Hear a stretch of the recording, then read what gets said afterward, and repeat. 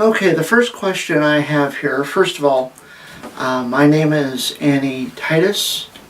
I am transgendered. I was born male. Um, Consider myself to be female as far as my gender goes. And so I have some questions here that I would like to address.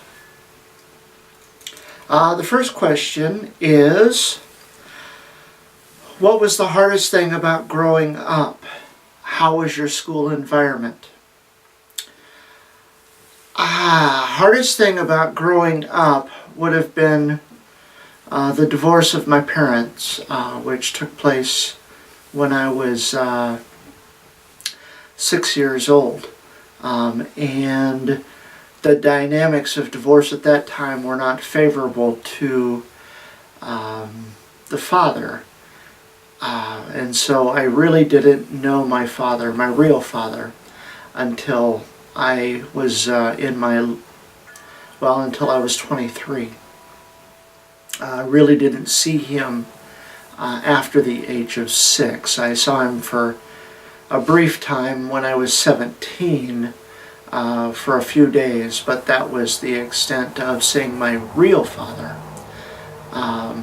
when I was little. My stepfather entered the picture quite early after the divorce of my father. It could have even been before the divorce was finalized. I don't really recall. I was pretty young at that time. That was the hardest part of my childhood, not having my dad there. And my stepfather was rather creative in his methods of dealing with kids. There were 4 of us. My mom, I was the oldest. Then I had, at that time, 3 other sisters, all younger than me. My youngest sister at that time was just born, so my stepfather was actually able to kind of adopt her as his own. The rest of us, we all were eventually adopted in our youth. We would have been 8, 9, 10 perhaps, I don't recall exactly. But that's kind of how that worked out. As far as my school environment, we moved quite a bit. I recall going to school in several different school districts. Fairfield, Iowa. Another one that I can't think of off the top of my head, Marshalltown, Iowa. That would have been kindergarten, 1st grade. 2nd grade I started in Perry, Iowa, and then I got to do it again because my student skills were lacking. So the second time through 2nd grade, part of it was in Perry, Iowa, and then we moved down to Ankeny, Iowa. From there, 3rd grade I started in Ankeny, Iowa. 4th grade we moved back to Perry, Iowa. But we didn't finish there. We moved down to Trenton, Missouri. Started 4th grade in Trenton, or didn't start there, but continued 4th in Trenton, started 5th in Trenton, moved down to Independence, Missouri. 5th grade I was in Bridger Junior High. And then we moved again to another high school in Independence, a different area. And then we moved back. That was for 5th and 6th grade. 7th grade, part of 6th grade was in Independence, Missouri, and then 7th grade I began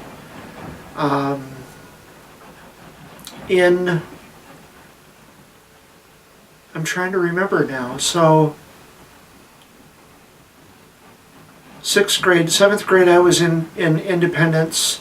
8th grade I began in Independence. We moved back to Trenton, Missouri, and then went to the junior high in Trenton, Missouri. Finished 8th grade in Trenton, Missouri. Began 9th grade in Trenton, Missouri. We moved to Sioux City, Iowa, and it was in Sioux City that I finished high school. So the last quarter of 9th grade and then 10th, 11th, and 12th were all spent in my high school North High School in Sioux City, Iowa. However, I did not live with my parents. My stepfather and my mom passed my junior year. There was difficulty, and I was told that I was no longer welcome. So I left after my 10th grade year. So my 11th and 12th grade years were not with my family.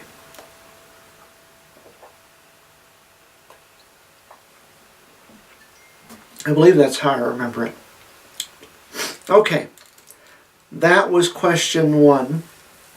Number 2, when did you tell your parents? Well, I had been married for close to 10 years, so I actually hid it from my spouse as well. Actually, I was processing a number of those years. All of those young years, going to a Bible school early on in my 20s. And so I was married at 28, and we were married until I was 35, and I had become mayor of the community that that my family and I were living in. And it was, it was a shit show, actually, at that time, and the pressure and the emotional turmoil that was going on in the community, on top of my own issues, everything in the closet just spilled out. And so my spouse helped me get through some of that time, and she was willing to help me at that time. I shared that with my real father. He actually lived just a few miles away. And his comment, we were driving at the time, and his comment was, oh, something to that effect. He just didn't have words. Later on, when I told him that I was going to change my outward appearance to become Annie, didn't receive that very well. He never did actually call me Annie, though he did relent the last few years of his life, and he would call me A, period, and then my masculine name, my birth name, after that. But he would never call me by Annie. My mom, it wasn't until later, let me see, it would have been 2002 that I had told her. And she was living in Florida at the time, and actually made my transition down in Pompano Beach, Florida, near Fort Lauderdale. She helped me through those early months of my transition. It wasn't easy. My mom and I weren't close for many, many years. Just like I wasn't close with my real father the first 23 years. I wasn't close with my mom until just a couple of years before she passed away. and that would have been 2004.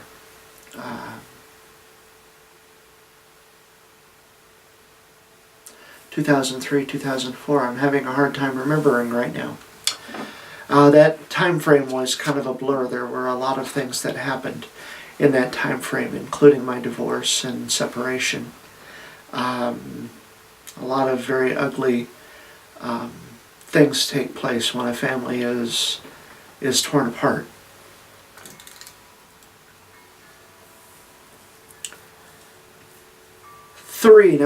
Question number 3. What has being transgender taught you?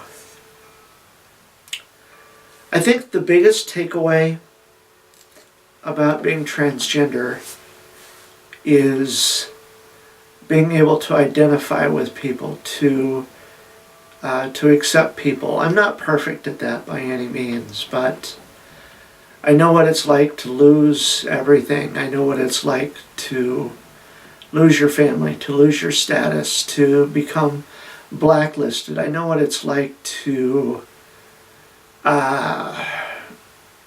lose your income, lose to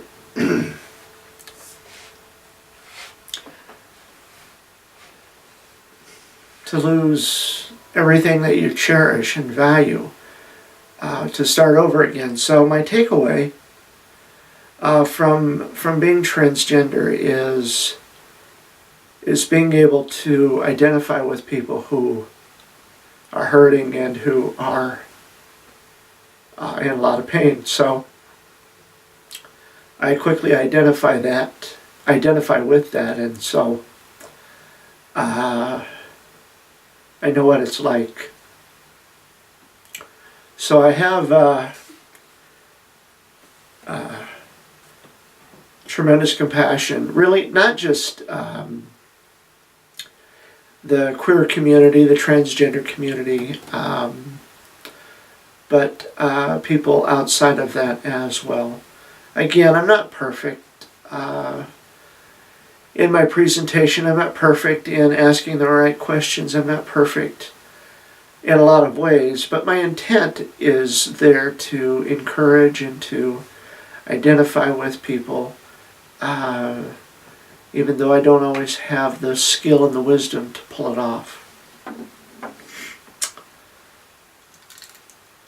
So how are you today? How am I today?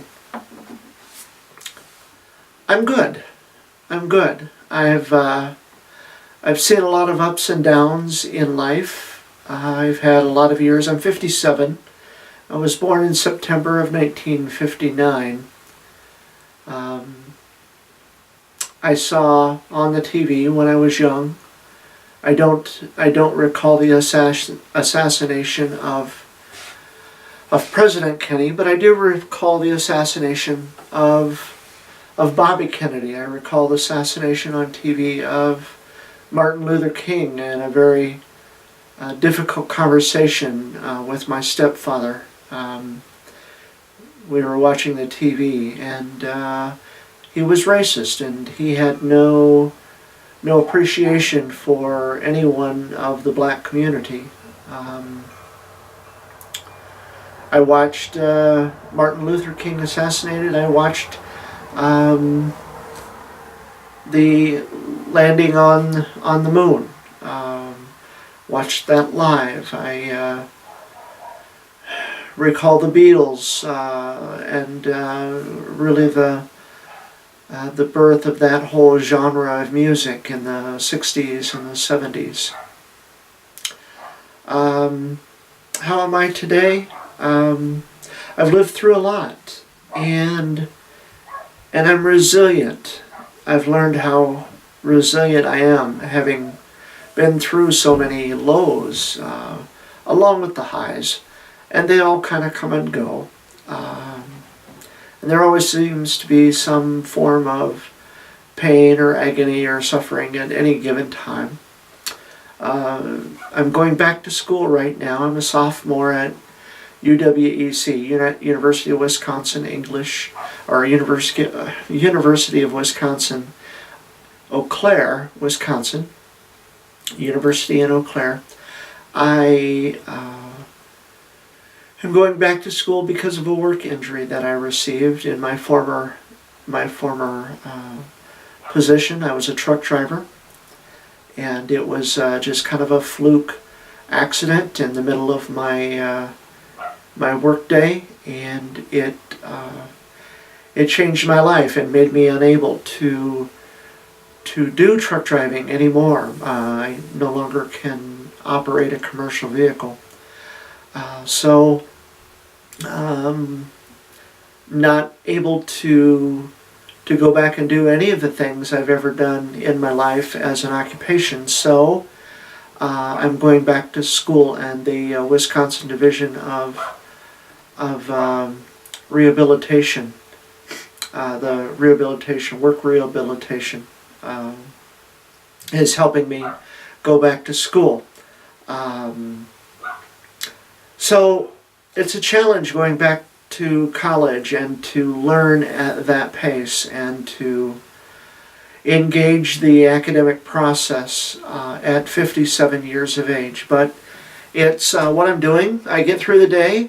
I don't always enjoy the pressure cooker that is academic learning, but it is what it is. I am surviving. I am getting through it, and that's kind of where we're at. And of course, well, on top of that, it's there's always a challenge or many challenges that may face an individual at any point in time. So there are challenges at school, but there are other challenges outside of the school and outside of my gender.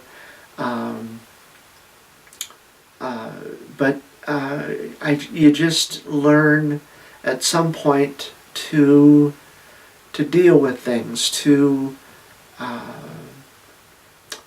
let them have their place in your life and just get through the day. That's what it's about some days. So, what area do you believe transgenders are most discriminated against today in society? That's an easy one.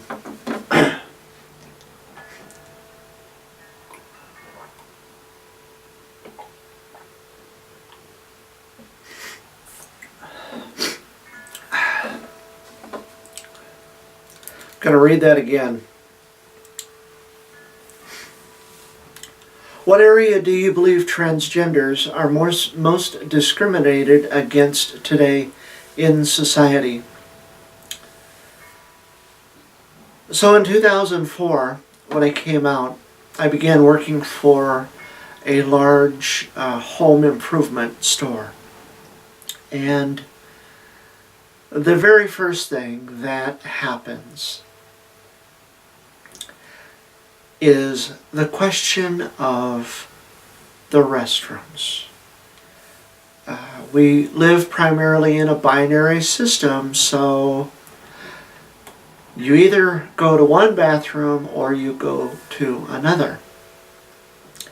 Now this was 2004, and even though you identify and physically appear as female,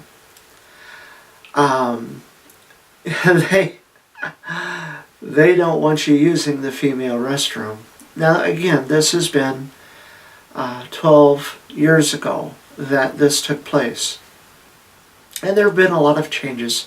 We have a lot more family restrooms at this point than what we did. And some states are okay with that kind of, as long as you're passable.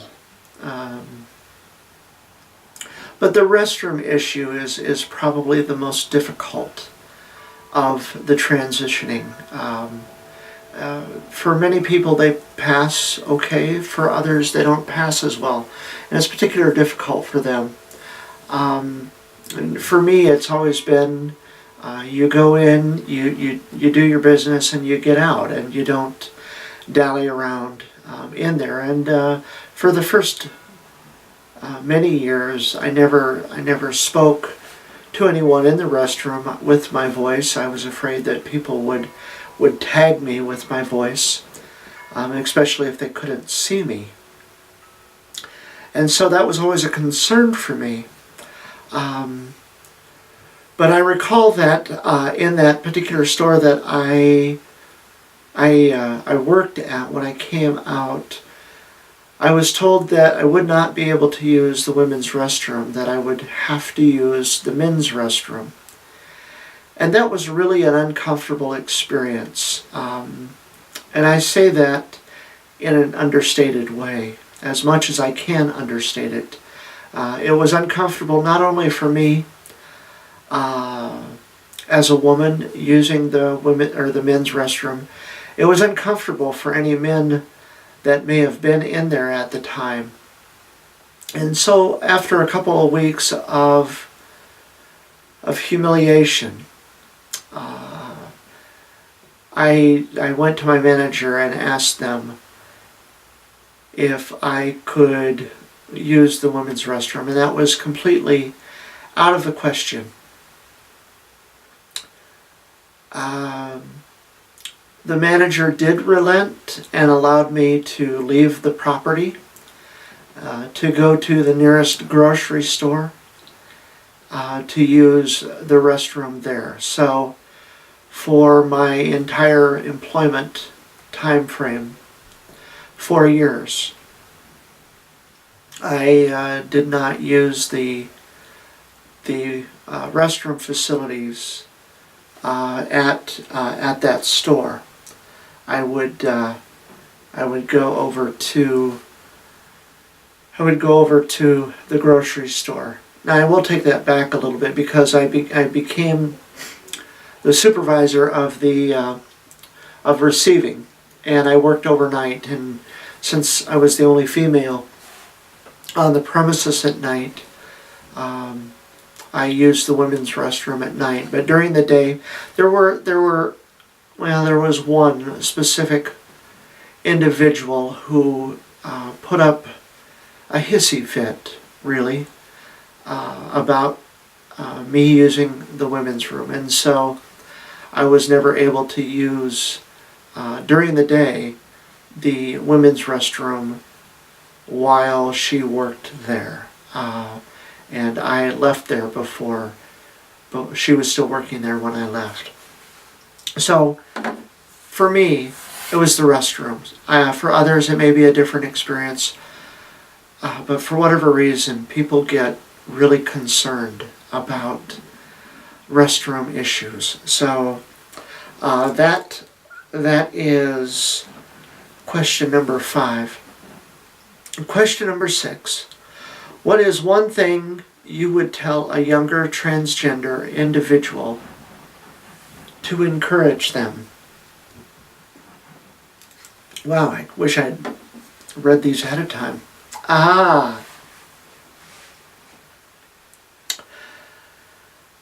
To hang in there and keep your chin up.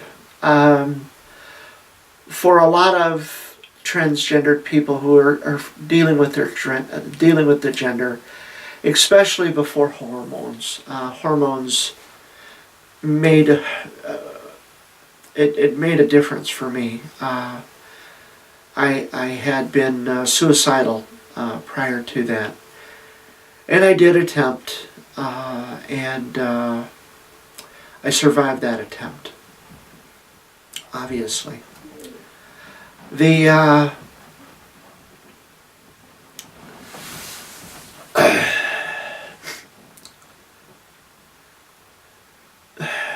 Sometimes it can be so desperate. Reaching out, it's so much easier today. There's so many people out there today that you can generally find a group.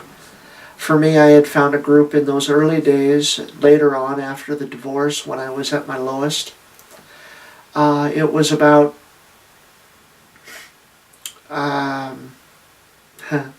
there was a point there where I had approached the pastor of my church, and I was rejected there as well.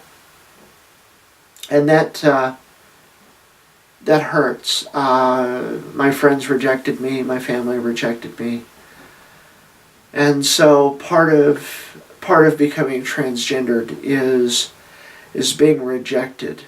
Some people just disappear from the face of the earth in your life, and other people just right out tell you that they don't want to see you anymore.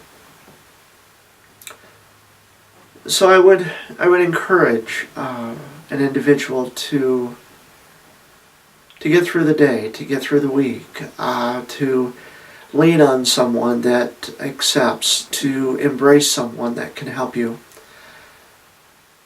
There's nothing easy about it. At the university, we have a wonderful LGBTIA plus program, and so there's a lot of opportunity for those of us in the queer family to lean on each other, and that helps tremendously. And so that's I think my encouragement. Don't try to walk through it alone. Get some help. There's a lot of people today, a lot of written material, a lot of individuals, and part of this project is to help others that may be transitioning. And so it hurts. It's painful. Parents don't like to see their children transition. Parents want to see their kids as they were born, and children want to see their parents as born. I have 4 children, and they struggle with me as their dad, who is now female. They struggle with that. And once people find out about you, they no longer see you in the way they saw you prior to. So it's a difficult process. Once people see you in a particular gender, they don't easily change their pronouns, and that's probably one of the more humiliating things, having your pronouns used against you. I find it hurtful when people call me he. It just hurts because it's not a pronoun that identifies who I am. But regardless, it's my choice to get through the day. It's my choice. It's my life, and it's about what I've decided. It's about what I've chosen.